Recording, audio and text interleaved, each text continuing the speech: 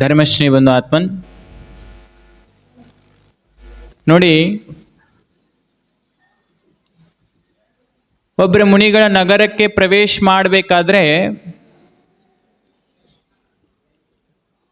ನಿಮ್ಮದು ಪುಣ್ಯದ ಉದಯ ಇದ್ರೇ ಮುನಿಗಳ ಪ್ರವೇಶ ಮಾಡ್ತಾರೆ.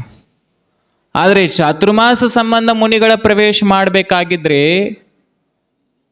ಯಾವ ಸ್ಥಾನದಲ್ಲೇ ಮುನಿಗಳು ಚಾತುರ್ಮಾಸವನ್ನ ಮಾಡ್ತಾರೋ ಆ ಚಾತುರ್ಮಾಸ ಜಾಗದಲ್ಲಿದ್ದಂಥ ಏಕೇಂದ್ರಿಯಿಂದ ಪಂಚೇಂದ್ರಿಯ ತನಕ ಪ್ರತಿಯೊಂದು ಜೀವಿದ ಪುಣ್ಯ ಉದಯಕ್ಕೆ ಬಂದಾಗ ಪೂಜ್ಯರು ಚಾತುರ್ಮಾಸ ಸಂಬಂಧೇ ಅಲ್ಲಿ ಪ್ರವೇಶವನ್ನ ಮಾಡ್ತಿರ್ತಾರೆ.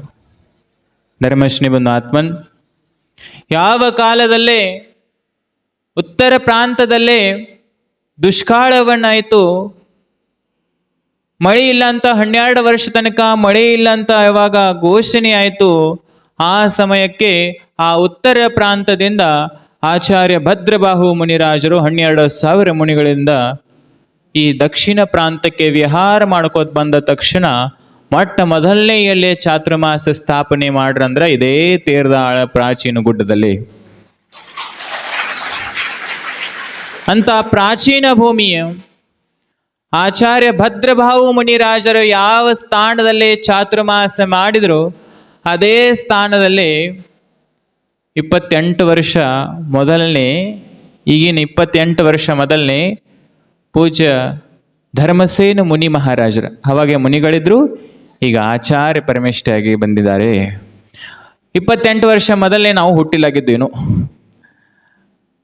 ನಾವು ಹುಟ್ಟಕ್ಕಿಂತ ಮೊದಲನೇ 1 ವರ್ಷ ಇದೇ ಗ್ರಾಮದಲ್ಲಿ, ಇದೇ ನಗರದಲ್ಲಿ ನೇಮಿನಾಥ ಭಗವಂತರ ಚರಣ ಸನ್ನಿಧಿಯಲ್ಲಿ ಪರಮ ಪೂಜ್ಯ 108 ಮುನಿ ಶ್ರೀ ಧರ್ಮಸೇನ ಮುನಿ ಮಹಾರಾಜರ ಚಾತುರ್ಮಾಸ ಮಾಡಿದರು.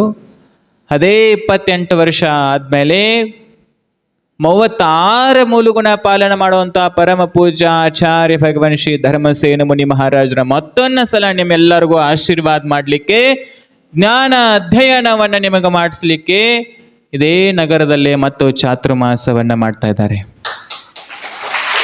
ಧರ್ಮಶ್ರೀ ಬಂಧು ಆತ್ಮನ್, ನಿಮ್ಮೆಲ್ಲರದು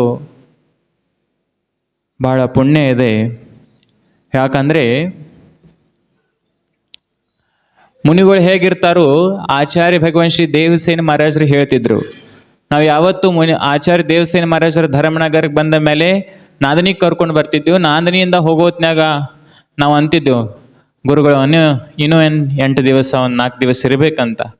ಅವಾಗ ಗುರುಗಳು ಏನು ಹೇಳ್ತಿದ್ರು ಅಂದ್ರೆ, ಹೊಳಿ ನೀರ ಹರಿತಾ ಇರಬೇಕು, ಸಾಧು ತಿರುತ್ತಾ ಇರ್ಬೇಕಂತ.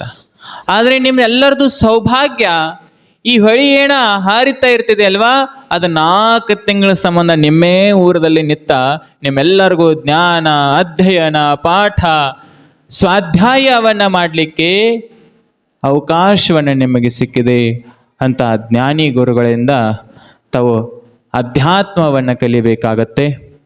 ಹಿಂದಿನ ಕಾಲಕ್ಕೆ ಯಾವಾಗೂ ಪೂಜ್ಯ ಗುರುಗಳ ಚಾತುರ್ಮಾಸ ಮಾಡಿದರು.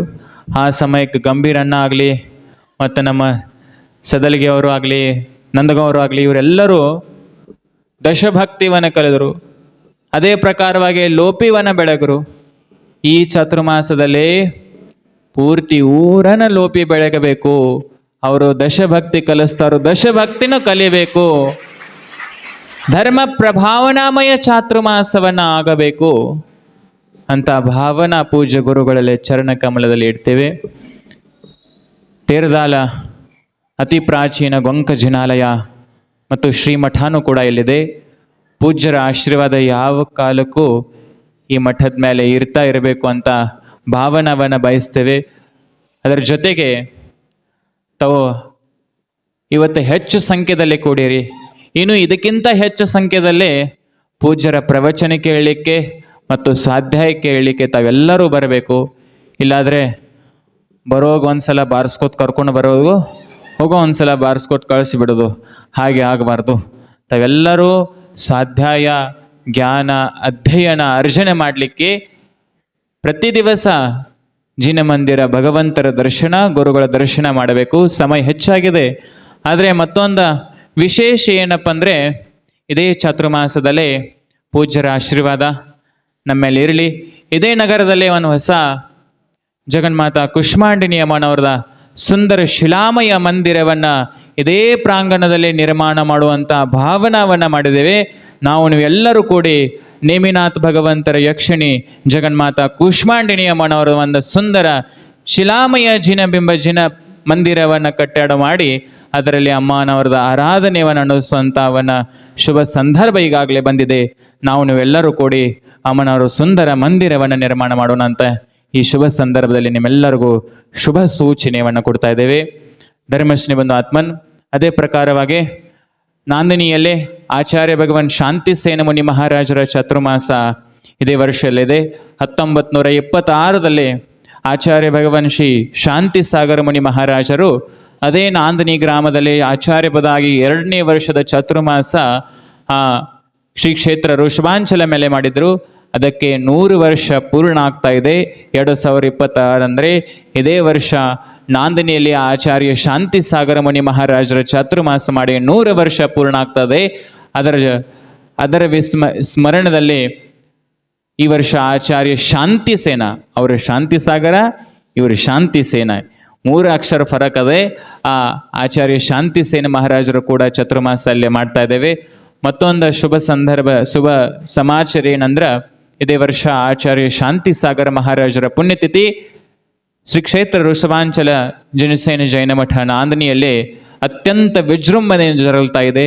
ತಾವೆಲ್ಲರೂ ಆ ಪುಣ್ಯತಿಥಿಯಲ್ಲಿ ಭಾಗವಹಿಸಬೇಕು. ಮತ್ತು ಈ ಚತುರ್ಮಾಸ, ನಾಂದಿನಿಯ ಚತುರ್ಮಾಸ, ತೇರದಾಳ ಚತುರ್ಮಾಸ ನೋಡಿ ನಮಗೂ ಅತ್ಯಂತ ಖುಷಿ, ತುಂಬ ಖುಷಿಯಾಗಿದೆ. ಯಾಕಂದರೆ 2 ಮಠದಲ್ಲಿ ಆಚಾರ್ಯ ಪರಮೇಶ್ವರಿಗೆ ನಮಗೆ ಸಿಕ್ಕಿದ್ದಾರೆ. ಈಗ ಉಳಿದ 2 ಮಠದಲ್ಲೇನೋ ಕೂಡ ಆಚಾರ್ಯ ಪರಮೇಶ್ವರರು ಪ್ರತಿ ವರ್ಷ ಇದೇ ತರ ಚಾತುರ್ಮಾಸ ಈ ತೇರದಾಳ ನಗರದಲ್ಲೇನೋ ಕೂಡ ನಡಿಬೇಕಂತ ಭಾವನವನ್ನು ಬಯಸಿ ಆಚಾರ್ಯ ಮಹಾರಾಜರ ಚರಣ ಕಮಲಕ್ಕೆ ಪ್ರಾರ್ಥನೆ ಮಾಡ್ತೇವೆ. ಹೇ ಗುರುಗಳ ನಮೋಸ್ತು, ನಿಮ್ಮ ಸದಾಕಾಲ ಆಶೀರ್ವಾದ ತೇರದಾಳ ಮೇಲೆ ಮತ್ತು ಮಠದ ಮೇಲೆ ಯಾವತ್ತೂ ಇರಲಿ ಅಂತ ಭಾವನವನ್ನು ಹೇಳಿ ಜೈ ಬೋಲೋ ಪರಮ ಪೂಜ್ಯ ಆಚಾರ್ಯ ಭಗವಾನ್ ಶ್ರೀ ಧರ್ಮಸೇನ ಮುನಿ ಮಹಾರಾಜ್ ಕೀ